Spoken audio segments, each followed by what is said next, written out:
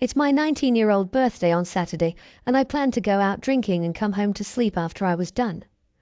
My mum came into my room the other day asking me if I want to go and stay somewhere on that Saturday night so she can have her man over to do the deed. I was obviously upset by this and told her I planned on coming home as I wanted to sleep in my own bed. She then persisted that I go and stay with a friend because she didn't want to have to go out to do whatever. I said it is not my problem that she wants someone to stay over, and I will be coming home to sleep. She then told me that she would be loud and make sure to wake me up to hear, and made it clear she did not want me home. This could have been a joke, but either way that is not normal to say that to your child, right? For context, I have been hearing my mum have intimacy with her boyfriends at the time since I was around 10 years old, and I had complained multiple times at hearing this. I obviously don't want to come home and hear my mum having intimacy, but I also want to sleep at home, as it is my bed and I too live there. We've been going back and forth on this, and now I'm going to stay somewhere else, but I still feel like she's in the wrong for asking me to leave in the first place. IDK what to think I understand where she is coming from, but still. Edit. I feel like I need to clear some things up. First of all, no, I do not pay rent because simply I cannot afford to. I live in the UK, so there's no underage drinking. I cannot simply just move out, that is easier said than done. And when I go to uni next year, I do plan on leaving. And my mum also agrees that then will be the best time for me to move. I'm still in full-time education and have a part-time job, so let's not be so harsh on the fact that I still live with my mum. I understand the privilege of living at home rent-free, but it doesn't take away from the fact that my own mum wants to get me out the house so she can have intimacy with someone. Some of you asked about the boyfriend, and yes, he does have his own home, it's just in another city, and I've personally never met him. Now, for a few comments before the update. Comment 1. Not the idiot.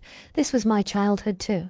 I came home on my 18th birthday to hearing my mother having intimacy with her husband. I turned around and sat in our backyard crying for hours because of how I couldn't even feel comfortable in my own home, and on my birthday nonetheless. It was like 6 p.m. in the afternoon and they were in the living room. It's insane to me to make your children feel uncomfortable in their own home. After that I planned my escape. I moved 900 plus miles away a decade ago and I've never returned, nor will I return to their home. Also important to note that as a child you did not have the ability to consent, nor the option to remove yourself from the situation. I brought this up to my therapist before, and she felt strongly that this was very much hurtful and emotionally neglectful to put a child in a situation like this. She was appalled. And so am I that people are saying you're TR for being upset about this, considering your whole childhood you were forced to hear intimacy acts against your will. And honestly, I don't care if you're paying rent or not. Being a parent doesn't end when your kids turn 18. You still have a moral responsibility to protect for children emotionally, physically and mentally to the best of your ability. Comment 2. Not the idiot and the number of people saying you're a jerk, and you should just leave the house or something, prove how detached of reality those peoples are.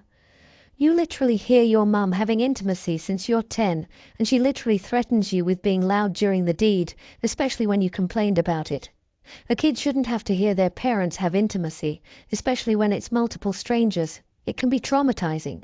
She can still have intimacy with whoever she wants. The kids just don't need to hear it, Earphs. And yeah, I know, the kids should be out of the house at 18, yo. We're gonna come and be like, well, it's not her house. Yes, it is. She literally have the same rights as her mum even if she doesn't pay, which she literally got out of high school at 18. Or maybe later, not even yet if she's got held back for a year or more, but I guess the parents ready to throw out their kids immediately when they turn 18 can't think of that, or other scenarios where life isn't all rose-tinted and easy. Comment 3. Not the idiot. Your mum sucks, both meanings of the word obviously. I'm 40, a dad with a live-in girlfriend. We have intimacy regularly, while our teenage and preteen kids are in the house. We shut our door, and it's usually done at night when we have our loud fan on so no one can hear what's going on. There are ways to get some with kids in the house that don't disturb anyone. Telling your kid to leave so you can get laid is pretty crappy, especially on their birthday. OP, be sure to put on your noise-cancelling headphones that night. Or, if you're feeling extra petty, make a sign of encouragement to place outside their door for when they're done.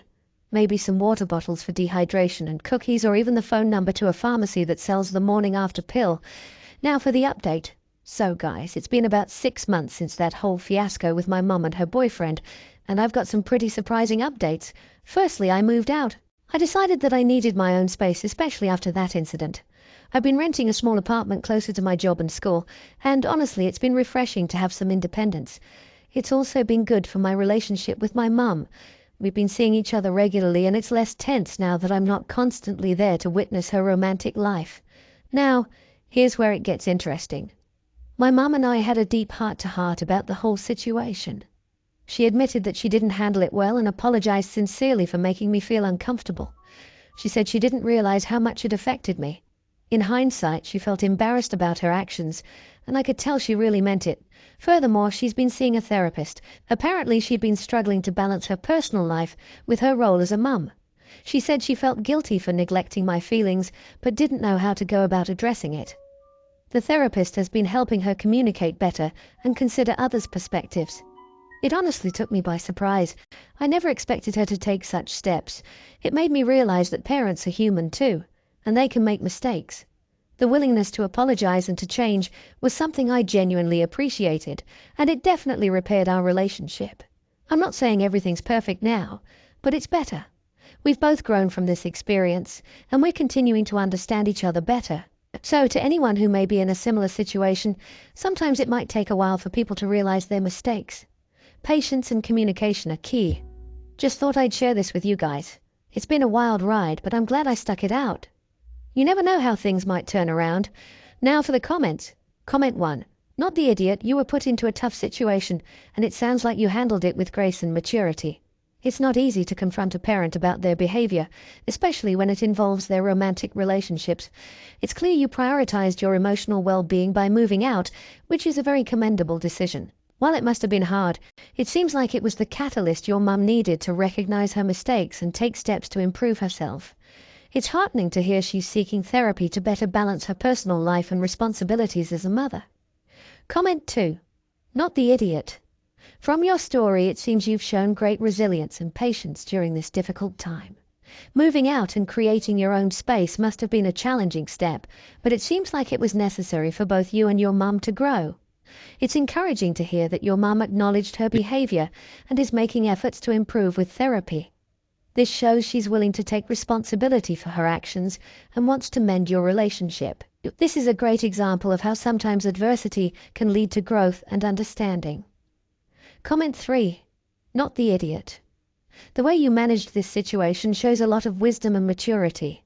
It's impressive that you were able to take such a decisive step and move out to protect your own mental and emotional health. Your actions seem to have served as a wake-up call for your mum, pushing her to acknowledge her shortcomings and seek professional help, which is a tough but necessary step. It's heartwarming to see that your relationship with your mum has improved and you both have grown from this experience. Your advice about patience and communication is spot on. It's a key aspect of maintaining healthy relationships. Now, for the next story, my wife and I each brought a daughter from previous relationships into our marriage. Despite being only a year apart in age, our daughters were completely different, and that's why I'm here. My daughter has always been athletic and outgoing. Growing up, she played basketball, softball, soccer, volleyball, and even golf. In middle school, she picked up tennis and never looked back. I paid for her to have private lessons, and when she found out how much I was paying for those lessons, she decided that's what she wants to do as her teenage job. She's now a junior and is one of the best players on her high school team and teaching tennis lessons. She teaches elementary school kids and charges $75 per hour per kid. With her skills and outgoing personality, she has a waiting list of kids and makes about $1,200 a week. She could make more, but I limit her hours so that she can concentrate on school. My stepdaughter is reserved and not very athletic. We always tried to sign her up for the same sport and team as my daughter, but she either objected or quit a couple of weeks in. I get it. Sports are not for everyone, so I never made her feel bad about it. She recently turned 16 and got a job at a burger place nearby. She's making $13 an hour and brings home less than $200 a week. My daughter recently decided that she wants to be independent by buying her clothes and electronics with her own money. Obviously, she can afford the latest styles and gadgets. She recently bought herself the top-of-the-line Mac. My stepdaughter is jealous of her sister and has been very vocal about it. While we were in bed last night, my wife said it was unfair one is making so much more than the other. I answered that there's nothing we can do about it and it's a good life lesson for the girls. My wife then suggested we have my daughter use her money to help my stepdaughter buy the same things, or we cover the pay difference between the girls. I laughed because I thought she was joking, but she wasn't. We quietly argued for about an hour before we went to sleep. This morning she brought it up again and accused me of refusing because I'm playing favorites and that's an move for a parent. We argued until we had to leave for work. Update. Thanks for reading my post and giving me your input. I've read through most of the replies during my lunch and I'll get through the rest after work. I'll answer some common questions. We tried to sign my stepdaughter up for the same sports as my daughter because we thought it would be a bonding experience. We also wanted to get her out of the house and meet people because she spends most of her time in her room playing World of Warcraft. We didn't make her participate, but asked that she try things for at least a couple of weeks, then she could quit if she wanted to. We tried to get her to sign up for things that she enjoys, but she always refuses. Before getting this job, she spent much of her free time playing games, so I'm at a loss to think of any marketable skills she could leverage into tutoring. Now for a few comments before the update. Comment 1. Not the idiot.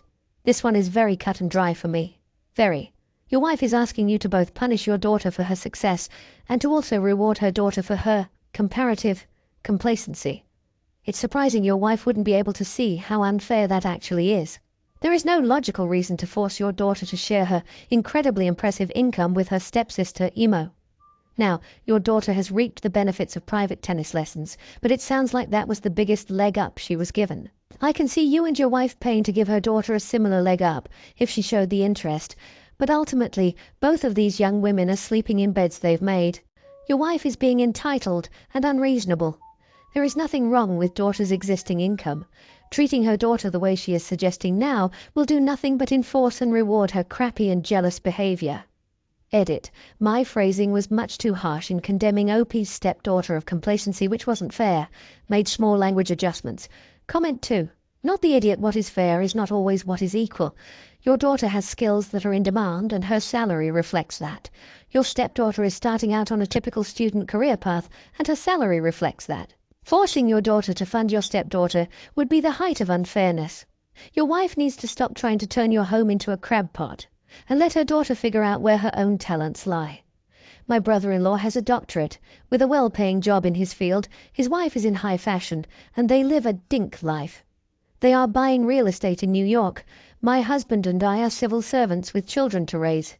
According to your wife's ideas, my brother-in-law should be sending me palimony checks every month to support my children. After all, he's my husband's brother.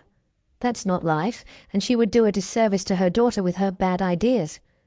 Comment 3. Can you help her maybe get a better job? Is she good at her studies or anything else? Tutoring elementary kids can make her $50 or plus an hour if she's good. I have never been sporty, but I make the bank tutoring while in school. Also, as your daughter tennis lesson were so expensive, I know I have a kid doing it and $100 is the minimum for a tennis teacher. Did stepdaughter have the privilege or receiving equal financial help in cultivating whatever her hobby passion is? It's not your daughter's job to help her sister out, but it is parental duty to offer all kids equal opportunities and then let them put to fruition. Now for the update. Well, folks, here's the update. We were able to sit down as a family and discuss the situation. I explained that each person's journey is different and that comparing ourselves to others can only lead to discontent. I tried to emphasize how we each have unique gifts and talents and that success is not measured by a paycheck. It was a bit of a heavy talk, but I think it sunk in. Something wonderful happened after that. My biological daughter, the tennis champ, offered to help her sister get a higher-paying job by teaching her some tennis and letting her assist in the lessons. She shared that she had already spoken to her boss and there was a slot available for an assistant coach. It would mean better pay and schedule for her sister. My stepdaughter was initially hesitant, but she agreed to give it a try. The whole experience brought them closer together. They've started spending more time together outside of work as well. I'd often see them in the garden practicing their serves or just chatting. It was a heartwarming sight. As for my wife and I, we are on better terms now. We had a long talk about our expectations and how we approach situations that involve the girls. We agreed to communicate more effectively and make decisions that consider